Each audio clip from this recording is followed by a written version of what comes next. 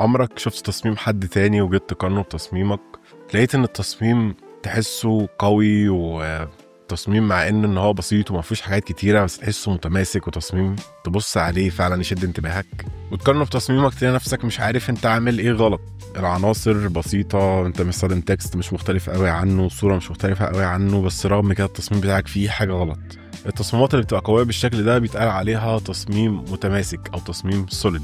كل العناصر احجامها ومقاساتها والمسافات ما بينها متناسقه مع بعض، وفي نسب ما بينها وما بين بعض. التصميم اللي زي كده بتقدر تحققه بحاجه واحده بسيطه جدا اسمها الجريد. الجريد حاجه اساسيه لاي مصمم مبتدئ ان هو يتعلمها ويفهمها ويعرف ازاي يستخدمها، وحاجه اساسيه بالنسبه لاي مصمم بروفيشنال ان هو على طول يبقى ابديتد عليها وفاهم بتشتغل ازاي بشكل بروفيشنال ومتعمق، ويقدر يطبقها بطرق مختلفه في كل تصميماته. النهارده هنتكلم عن واحد من اهم الكتب في عالم التصميم الجرافيكي، كتاب اساسي لكل مصمم سواء مبتدئ او بروفيشنال ان هو يقراه. الكتاب ده هو Grid Systems in Graphic Design by جوزيف مولر. كتاب بيوفر إطلالة شاملة وعميقة عن استخدام الجريدز في الجرافيك ديزاين، وكنت اتكلمت عنه قبل كده وعملت عنه سلسلة من 4 حلقات قصيرة وبسيطة، بس بسبب أهمية الكتاب ده قررت إن أنا أعيده كمان مرة بمستوى أحسن وبشرح أوضح أكتر. جريدز هي حاجة أساسية جدا ومهمة جدا لأي مصمم، ومن أهميتها إنها بتساعد أي لاي أوت أو أي تصميم إن هو يبقى فيجوالي بليزنج ومتناسق وقوي بكل بساطة وبكل سهولة.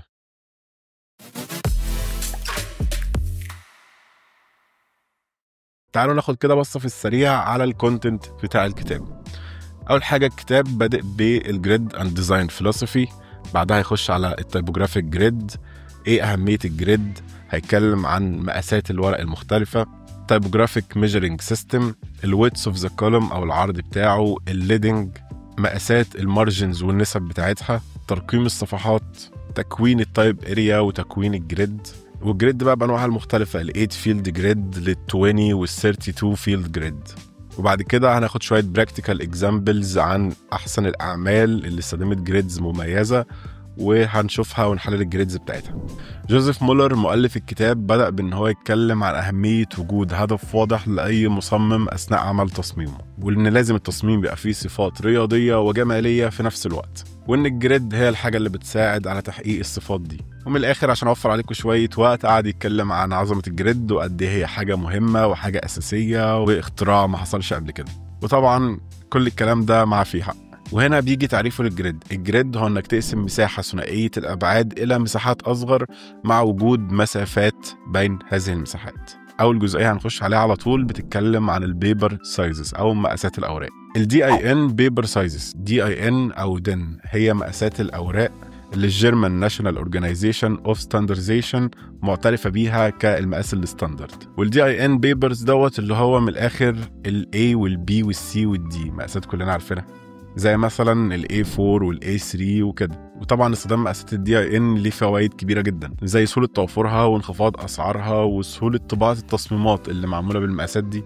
ده بيبقى بسبب ان ماكينات قطع الورق بتبقى متوفرة بشكل كبير جدا في مقاسات ال DIN. الورق بيبقى جاي في العادي بشكل رول كبيرة وبيحتاج ان هو يتقص او يتقطع علشان يطبع عليه بعد كده، او حتى في بعض الاحيان بيطبع عليه كامل وبيحتاج يتقص ويتقطع بعد الطباعة. اكتر مقاسات موجودة لمقصات الطباعة دي هي مقاسات ال DIN. في نظام ال DIN كل ورقة بتتني مرة عشان تديك مقاس الورقة اللي بعدها. يعني مثلا لو معاك ورقة A3 وتنتها نصين هيبقى معاك ورقة A4، لو معاك ورقة A4 وتنتها نصين هيبقى معاك ورقة A5 وهكذا. والمقاسات فيهم بتبدأ من الزيرو، يعني أكبر حاجة موجودة معاك هي ال A0. وسلسلة ورق ال A هي السلسلة اللي معمول عليها ومبني عليها أساس بقية السلاسل التانية. يعني مثلا سلسلة البي اتعملت مخصوص بحيث إن مقاساتها تبقى ما بين مقاسات الورق الA علشان يدي أوبشنات أكتر للناس اللي بتدور على مقاسات مختلفة. وسلسلة السي معمولة مخصوص عشان تبقى ظرف أو انفلوب لسلسلة الA.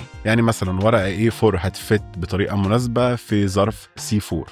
ممكن حد يستغرب ايه أهمية إن احنا نتكلم عن مقاسات الورق قبل ما نتكلم عن الجريد. الجريد بتاعتك بتعتمد أهم حاجة والبداية بتاعتها على مقاس التصميم بتاعتك وأبعاده. لو انت ما عندكش فهم مناسب للمقاس اللي انت شغال عليه وازاي بيطبع وازاي هتتعامل معاه وكل الكلام الجميل ده، مش هتقدر انك تبني جريد مناسبة للتصميم بتاعك. طيب جميل، خلاص كده خدنا خلفية عن مقاسات الاوراق. ايه الحاجة اللي هنتكلم فيها بعدها؟ نتكلم على عرض الكولوم. ايه هو الكولوم؟ الكولوم معناها عمود، وفي الكتاب هنا جوزيف ميلر بيشير بكلمة الكولوم للبادي اوف تكست بتاعك.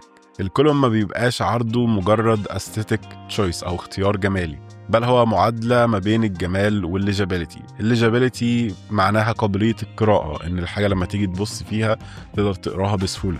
وفي عوامل تانية طبعا بتأثر في الليجابيليتي غير الكولوم ويدث، زي الليدنج، التراكنج، الفونت ستايل والفونت سايز والألوان. كجنرال رول أو قاعدة عامة، المقاس المناسب الكولوم بتاعك بيعتمد ان هو يبقى واخد كمتوسط ما بين 7 ل 10 كلمات في السطر الواحد، بحيث ان السطر بتاعك ما يبقاش قصير قوي ويبقى مثلا تلاقي نفسك قريت كلمتين او 3 في السطر ومحتاج تنزل على السطر اللي بعده على طول، هتلاقي عينك بتتحرك بسرعه وانت تبدا تتعب. في نفس الوقت ما يبقاش السطر كبير قوي ويبقى فيه اكتر من 10 كلمات، هتلاقي نفسك كل شويه عمال تتوه وتنسى انت كنت في انهي سطر وتتلخبط ما بين السطور وبعضيها. يعني مثلا مقاس التكست بتاعك لو حجم الفونت بتاعك 20 بوينت مش هيبقى نفس المقاس لو حجم التكست بتاعك 8 بوينتس.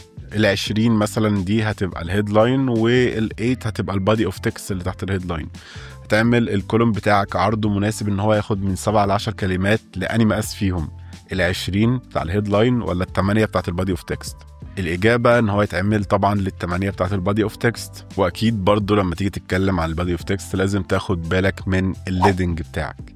الليدنج حاجة معظمنا عارفينها هنا، بس لو في حد معرفش ايه هو الليدنج ببساطة هو المسافة ما بين السطرين في البادي اوف تكست بتاعك. لو الليدنج تو ماتش او كبير قوي زيادة عن اللزوم هيبقى disengaging، بمعنى ان هو هيفصلك عن الحاجة اللي انت بتقرأها. هتحس ان المسافة ما بين كل سطر والتاني انك خرجت من كتاب ورحت لكتاب تاني وسافرت، وهتلاقي نفسك مش عارف تندمج مع القصة اللي انت بتقرأها او المحتوى اللي انت بتقرأه.